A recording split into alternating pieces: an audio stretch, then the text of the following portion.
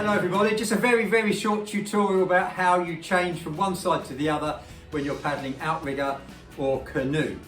Now there are some subtle differences I'll go on to in a little while. What you need is a paddle. I've got a broken paddle here. I don't actually need the paddle blade side of it because guess what, I'm not in the water. I just need the paddle shaft and a T-piece or a palm grip or something. I just happen to be using one of Sonia's old broken paddles.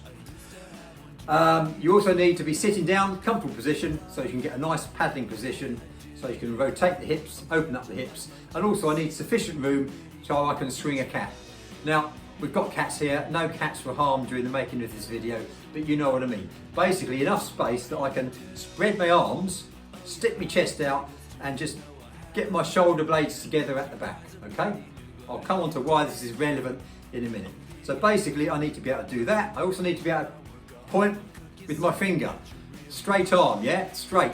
Not straight, very unstraight, very bent. When I point, I don't point like that, do I? I point with a straight arm. Relevant. Now when we're doing this drill, it might help you to do it pointing, because that gets you into the habit of a straight arm. Why do we want a straight arm? Because when we're paddling, we want to open up the hips, lock and load, and then apply, in my case, I'm applying T-power, that's my name, T at the front, T all the way through, and T off the back. Yep, spring forward. So it starts with earlier hip rotation, that's common to lots of paddle sports. It's not shoulder rotation. Hip rotation drives the shoulders. We don't drive the shoulders and then drag the hips round. I prefer it in that direction. Another coach might say something different. It makes it more logical for me that I rotate better from the hip than from the shoulders. So that's the way I do it. Okay, so what's the difference between canoe change and outrigger change? Those with an outrigger, you'll appreciate there's a word, hut or hup. It's a Polynesian word which basically initiates a change. It's a cautionary word. Now why do you need that?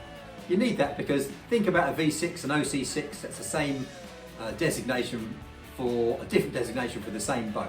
6-person boat, I've got possibly 3 people changing from left to right and 3 people changing from right to left at the same time. So you need that cautionary word so that crew stays blended and you haven't got that sort of staccato of different changes.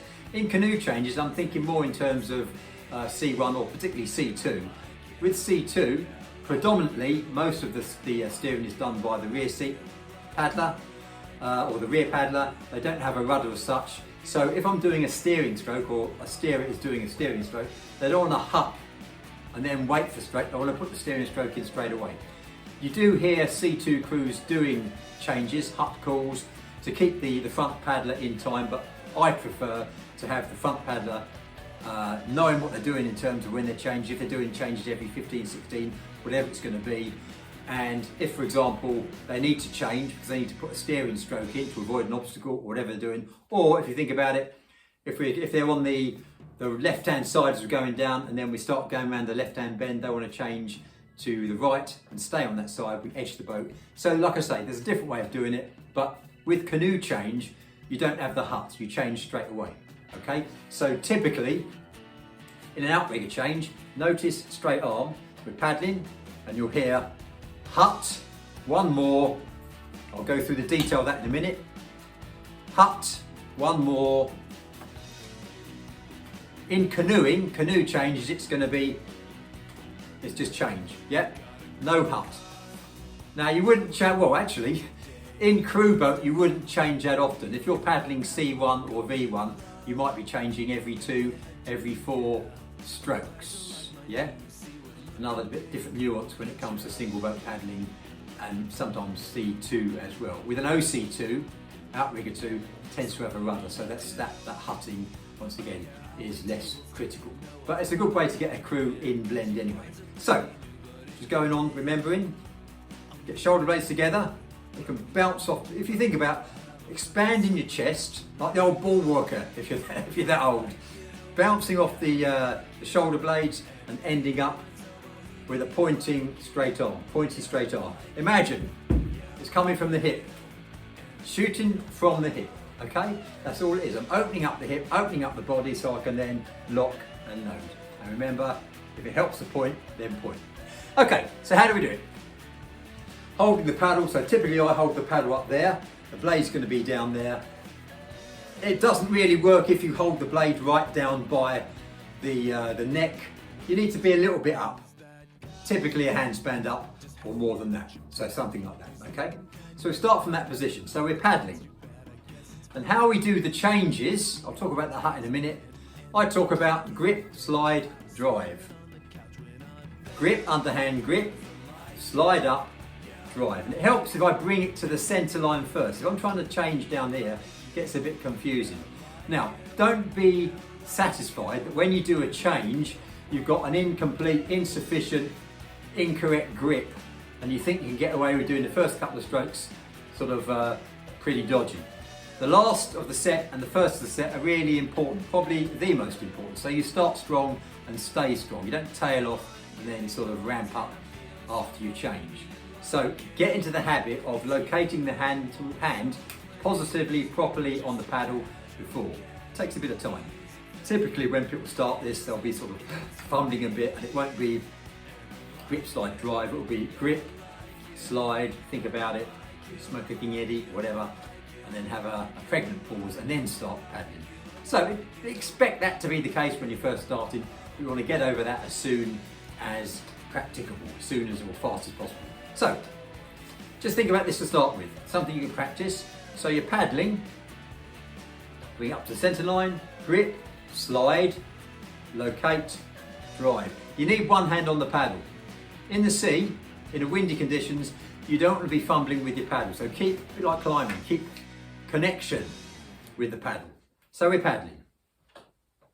Hut, one more, grip, slide, 1, 2. Hut, one more, grip, slide. And when you slide up the paddle shaft, you've got a hand under the T-piece or the palm grip, just relocate it on the top and then carry on paddling. When we slide up the paddle stroke, we're also extending the arm. So it's not grip, slide, think about it, oh, I'll paddle now. It's basically one movement. You want to complete it within the cycle of one stroke. Okay, grip, slide, and I'm moving forward. And by the time I'm locking on the water, now I've got sufficient grip and I'm paddling through, yeah? That's what causes most people, foxes a few people, and it takes a bit more time to get fluid and fluids. Okay, just stick with it. So, just going back to that hut again. Cautionary word, so the crew stays in time. So we say basically, if we're going to change on 10, we hut on 9. So if you think about it, so 1, 2, 3, bear with me, 4, 5, straight arm, 6, 7, 8, hut, that's the 9th stroke. One more, that's the 10th stroke. Bring up to the centre line, grip, slide, carry on paddling, okay? Okay so far. So grip, slide, drive, nice and fluid. And remember, when we're sliding forward, we're sliding up the paddle, but also extending the arm. So we've got a nice straight line. If it helps you, point. That'll work to get you going, so you understand the sort of shape you want to end up in. Okay then, a practice. Remember this? Right, start from this position. And remember the paddle's got to come to the centre line first, up and over the boat. Very often you've got a slight rise, so you've got to negotiate that as well. It won't be up here, but you can't do it down here and then drag it over the hole, damage the boat, damage the paddle, or more fundamental or significantly, go out of time. So, from this position, okay? Grip, slide, paddle, paddle, paddle. Pause, grip, slide, paddle, paddle, paddle, pause. And just open up the arms and press the shoulder blades together and let that initiate. So press, grip, slide, paddle, paddle, paddle, pause, grip, slide, paddle, paddle, paddle, and rest. Do you get the idea? So it's going from there, and as I stick my chest out, basically, I'm bouncing off my shoulder blades together, and that initiates the next movement. The next movement, grip, slide, and I'm extending the arm. Remember, that's a key part to it. I'm setting up, opening up the hips so I can lock and then load the blade through the power phase of the stroke. Once more. So from this position, from the pause position if you like, or maybe you want to call it the spread position or the start position, whatever. So comes to the centre line. The blade meets the paddle, underhand, so I can slide up, locate properly around the paddle, and then I'm going to do some paddle strokes. In this case, I'm going to do 3.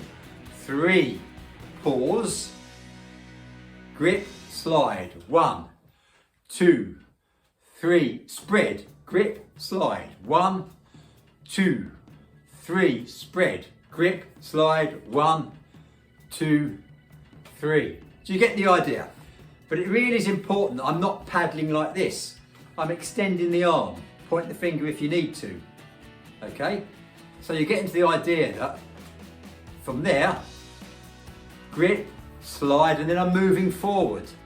So as I slide up, I'm moving forward, ready to lock and load the paddle. Okay?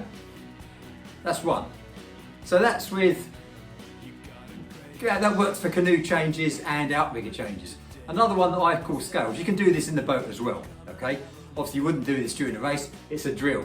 So just getting used to the fluidity, the synchronicity of the movement.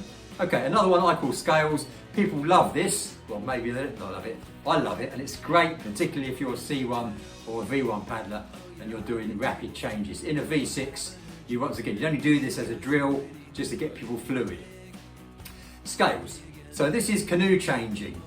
Don't worry about hups with this.